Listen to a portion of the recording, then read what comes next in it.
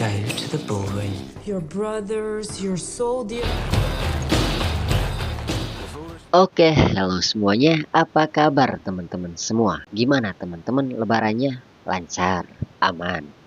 Semoga kalian semua selalu dalam keadaan sehat dan dimudahkan segala urusannya ya teman-teman. Setelah di akhir cerita kemarin telah diperlihatkan berhasilnya Thomas melancarkan pembalasan dendamnya pada Bapak Careta. Juga Thomas yang sudah mengetahui ada pengkhianat di dalam kontraknya dengan Rusia pun akan menambah keseruan film ini. Akankah seni pembalasan dendam Thomas selesai hanya dengan sampai itu saja? Juga akankah Thomas berhasil membuktikan si pasturlah pengkhianatnya pada Rusia? Well, tanpa berlama-lama, inilah lanjutan dari film yang berjudul Peaky Blinders Season 3 episode 4. Go to the ballroom. Hallelujah! Episode 16 ini dibuka dengan Thomas dan para saudaranya sedang libur dan bersantai. Di hari itu, Thomas yang mendapatkan kabar kematian ayahnya yang telah dibunuh seseorang. Terlihat Thomas pun memberitahukan kabar duka itu sekaligus alasan mengapa mereka piknik dan berkumpul di hutan itu pada para saudaranya. Yang di sini belum dikasih tahu ya teman-teman siapa pelaku pembunuh ayahnya itu.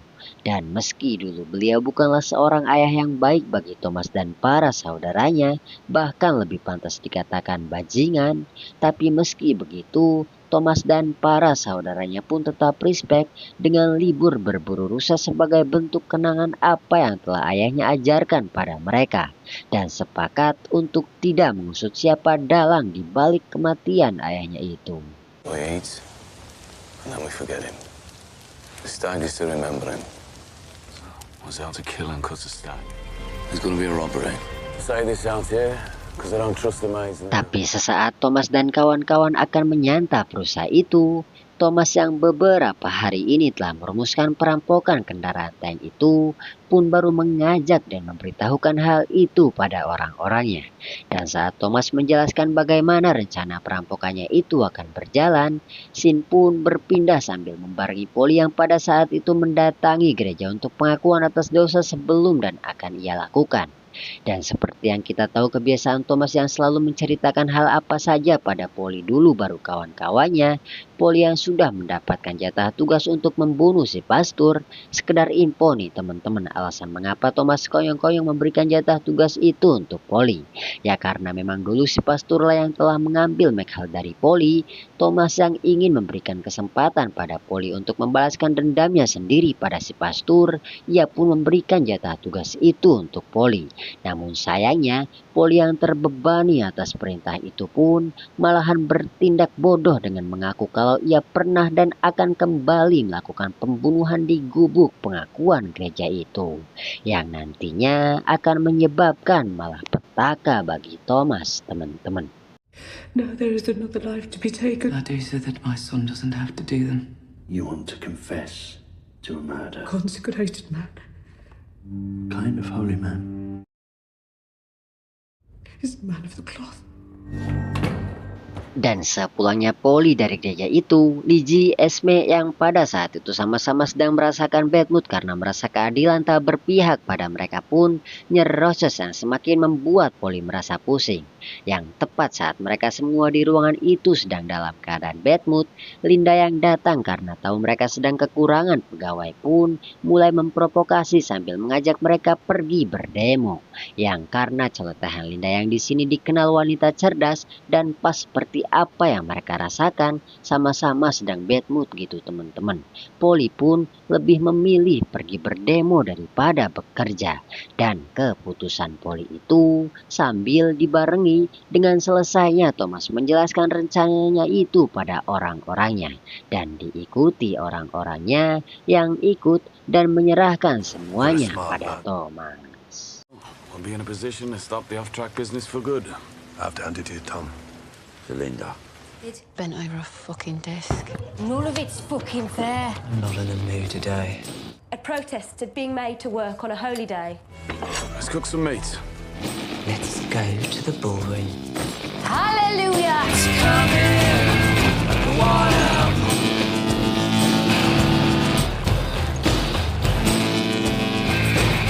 Dan sepulangnya Thomas di kediamannya, Thomas yang mendapati Tatiana telah menunggunya untuk meminta bukti atas perkataan Thomas di episode kemarin yang menyebut si pastor pengkhianatnya. Dan karena Thomas tidak memiliki bukti, Thomas pun hanya bisa menjawab dengan kata-katanya. Ucapanku adalah buktinya, kalau ia ikut, aku keluar. Ucap Thomas, yang membuat Tatiana mencoba mengerti dan memberitahukan alasannya mengapa mendatangi Thomas pada hari itu, yang semata-mata karena bibinya yang ingin kontrak itu berjalan dengan lancar. Dengan apa? Memberikan pelicin. Pelicinnya apa? Ya Tatiana, teman-teman. Namun karena Tatiana telah minder terlebih dahulu sebelum mendapat jawaban dari Thomas karena sebelumnya ia pernah ditolak, Thomas yang sekarang duda dan mengalinkan semua cara agar suksesnya kontrak itu pun menerima, bahkan memastikan agar suksesnya pelicin itu. Ketika John datang untuk memberikan kabar perempuan mereka pergi berdemo, Thomas pun memerintahkan, Then I want you and the boys to all go home. There's a Bentley in the drive outside. You want to put a nail? Yeah, you heard me. dan mengucap, I want to tell neither of us can change our minds. apa gak kecengang itu Tatiana, teman-teman. Dan di sini kita pun diberi tanda alasan mengapa Thomas seketika menerima tawaran ini. Kalau demi suksesnya kontrak ini sih gak bakal sampai segitunya, teman-teman. Pokoknya seperti ada suatu rahasia yang akan dijalankan Thomas pada kliennya ini, yang bisa dilihatkan ketika Tatiana telah sagne dan meminta iclik, mas. Thomas yang tidak dalam sepemikiran untuk itu pun lebih memilih mengulur waktu dengan mencoba mengulik informasi di mana disimpannya harta-harta si bangsawan ini, yang membuat Tatiana merasa tersinggung sampai memberontak dengan, Or maybe you should listen more carefully to what I have to say. But I am a duchess.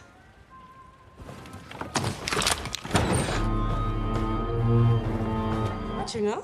What can they do? Give it here. Nothing. It's a loaded fucking weapon. No! Give me.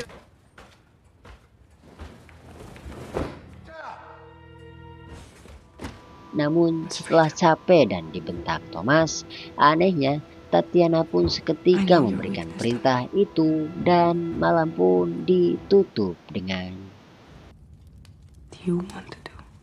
And kill him.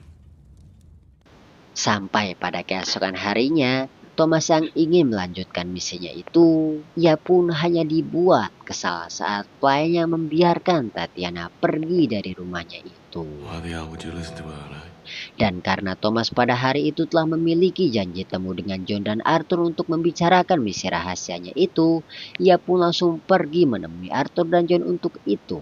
Dan setelah Thomas malam bekerja plus-plus, ia pun yakin bahwa harta si bangsawan Rusia itu disimpan di bawah kediamannya. Dan untuk mendukung suksesnya misi rahasia ini, Thomas juga telah menyiapkan seseorang untuk bekerja dan memata-matai si bangsawan di kediamannya. Stefan Rediches. I'm pretty certain the treasury's underneath the house. Give him some money if he gives the kid a job in the house. Dan selesai Thomas menyiapkan misi rahasianya itu. Dan ia yang sudah mendengar kabar tentang Polly dan kawan-kawannya yang berunjuk rasa dan menuntut sesuatu, Thomas pun langsung mendatangi mereka untuk mengapprove permintaan-permintaan yang Polly dan kawan-kawan minta. Namun apa tanggapan Esme, teman-teman? Esme yang bukan meminta jawaban tentang demo pun berterus terang menanyakan ada niat apa Thomas pada Rusia, yang membuat Thomas seketika tersadar misi rahasianya tersebar dan kesal ketika Arthur lah yang membicarakan itu pada Linda. Aim for the Russians, are you, Tommy? Fucking hell. Dan di sini kita pun diberitahu tentang alasan dan isi di balik misi rahasia itu. Yang karena Thomas sudah membaca bahwa Rusia tidak akan membayar mereka tentang perampokan tank itu karena mereka telah dijanjikan oleh Inggris. Dan maka dari itu, Thomas yang cerdas tidak ingin keluarganya dijadikan korban bisnisnya Rusia dengan Inggris. Ia pun berniat mengambil sendiri apa hak yang harus diterimanya, meskipun dengan mencuri gitu, teman-teman. Juga di obrolan empat matanya dengan Polly itu, Thomas pun menjelaskan alasannya mengapa misi itu dirahasiakan. Karena lebih besarnya resiko ketahuan apabila semua orang tahu, dan untuk itu Thomas yang akan menjelaskan alasannya mengapa merahasiakan misi itu dari para wanita. Ia pun dititipi ketidaksanggupan Polly membunuh si pastor, dan pengakuan Polly itu dibarengi dengan tahunya si pastor dengan niat apa yang akan dilakukan Thomas kepadanya. She said there was going to be a killing. Not to talk over the phone.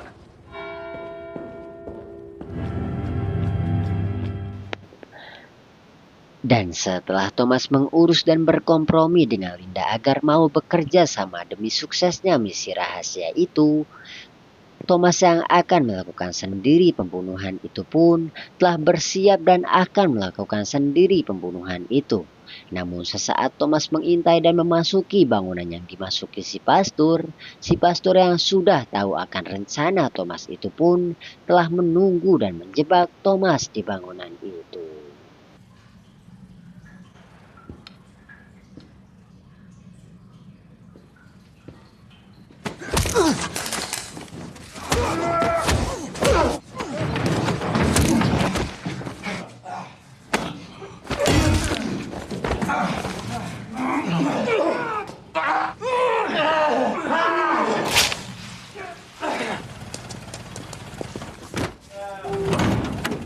Dan di sini kita pun diberitahu tentang kebenaran Thomas akan kepengkhianatannya si pastor. Ini Mimin jelasin dulu ya sebentar teman-teman. Karena dulu Rusia itu masih dalam ruang lingkup Uni Soviet. Rusia yang ingin mengkudeta Uni Soviet agar Rusia bisa terbebas dari ruang lingkup Uni Soviet pun membuat hubungan bilateral dengan Inggris. Hubungan rahasia pemerintah Rusia dengan Inggris gitu guna membantunya dengan apa? Ya bantuan memberi kendaraan tank itu. Untuk Rusia bisa melawan kekuatan Uni Soviet dan lepas dari ruang lingkup Uni Soviet. Dan si pastor ini aslinya orang Uni Soviet yang menyamar menjadi orangnya Rusia demi bisa memata-matai rencana yang akan Rusia lakukan pada Uni Soviet. Dan karena si pastor telah sadar dirinya sudah tertangkap basah oleh Thomas, ia yang sudah digaungkan Thomas akan kepengkhianatannya pada Rusia, ia pun hanya bisa mengancam Thomas untuk meminta maaf akan tuduhan fiktif yang dilakukan Thomas kepada si pastor di depan bangsawan Rusia di pertemuan makan malam nanti. Karena kalau Thomas tidak melakukan itu, Charles anaknya pun akan menjadi tumbal kontrak itu. I am passing on information that you were mistaken.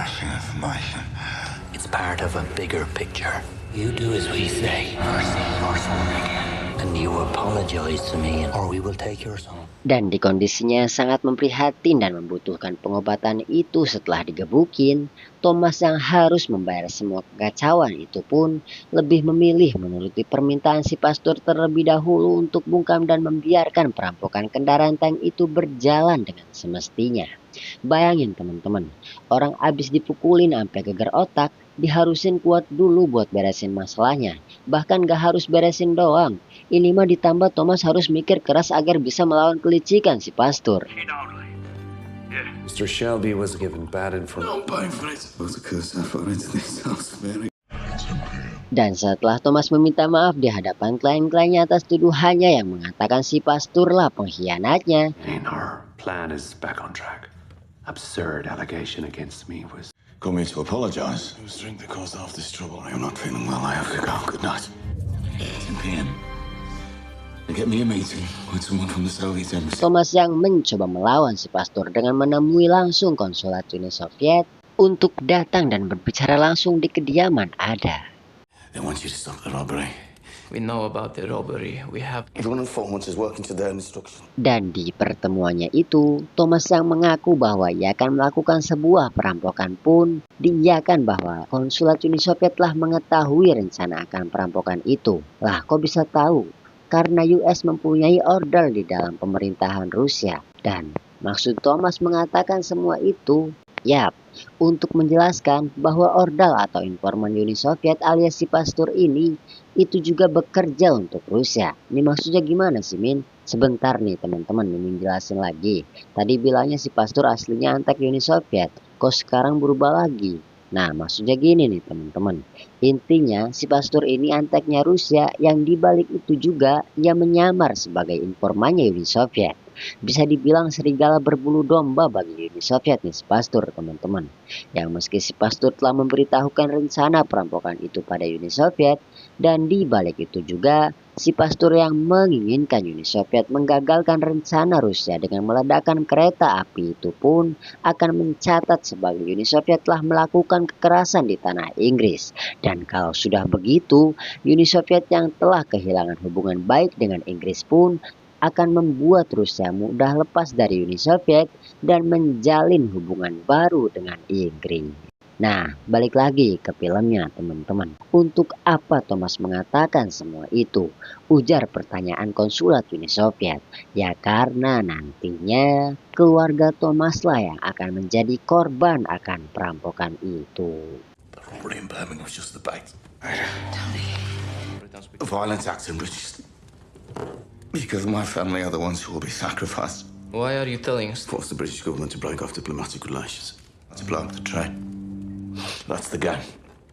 Dan episode 16 ditutup dengan diterimanya penjelasan Thomas pada malam itu. Dan Thomas pun baru bisa meminta Ada untuk mengistirahatkan dirinya setelah semua kekacauan itu. Concussion and a general bleeding. Strongly done us to lie down. Well, gimana menurut teman-teman semua tentang episode 16 ini? Jika ada kritik saran, tolong sampaikan di kolom komentar. Dan untuk episode selanjutnya, jangan lupa like, share ke teman-teman, and subscribe. Gue Rizal, mohon maaf dan terima kasih.